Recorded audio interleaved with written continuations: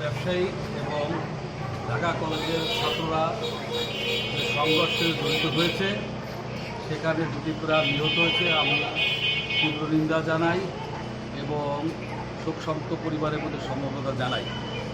এখানে আমার স্পষ্ট বক্তব্য আপনারা শুনেছেন যে ছাত্ররা জয় বাংলা স্লোগান দিয়ে হামলা করেছে, ব্যবসায়ীরা জয় বাংলা স্লোগান দিয়ে প্রতিহত করেছে।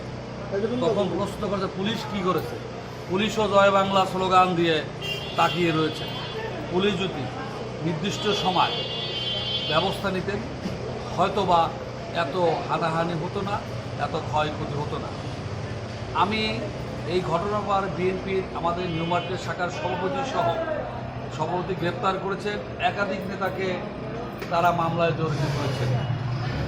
এ ব্যাপারে আমি বলতে চাই, আপনাদের মনে আছে সাভার রানা প্লাজা ধ্বংসের পর তৎকালীন স্বরাষ্ট্রমন্ত্রী, তিনি একজন সিএসপি অফিসার ছিলেন, পাকিস্তান সিভিল সার্ভিসের লোক, তিনি বললেন একটা ঝাঁকি দিচ্ছে বিএনপি নেতারা, তারপর ভেঙে গিয়েছে। এই দায়িত্বহীন জ্ঞানের কথা কি সেখান দিয়ে বলতে পারে?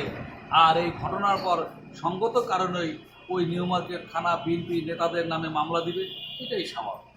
আপনারা দেখেছেন মাননীয় প্রধানমন্ত্রীর অফিসের সামনে একটা গাড়ি পড়েছে, সেই রাস্তা দিয়ে মাননীয় মহাসচিবের সজ্জন ব্যক্তি, একজন পরিচ্ছন্ন ব্যক্তি, তিনি বিগত এক মাস আগে, এক মাস পরও ওই রাস্তা দিয়ে যাতায়াত করেনি, তারপরও ওই গাড়িতে তিনি বোমা মেরেছেন, এই মামলা দিয়েছেন।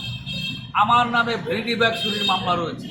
এ থেকেই বুঝতে পারবেন যে ওই ঘটনার সাথে জড়িত কারা আর আসামি হয় কারা। এটা নিন্দনীয় বিষয়। আমি ওই নিউ মার্কেট শাখা বিএনপি এবং যাদেরকে আসামি করেছে এর তীব্র নিন্দা করি। এই মামলা প্রত্যাহার চাই এবং আমি দাবি করব এই আইন শৃঙ্খলা বাহিনীতে যারা রয়েছেন, আপনারা সঠিক তদন্তের মাধ্যমে যারা দোষী, সে যে দলই হোক, তাদের আইনের আয়ত্তায় নিয়ে সাজার ব্যবস্থা করতে হবে। এটাই আমি আশা করি। ধন্যবাদ আপনাদের সকল।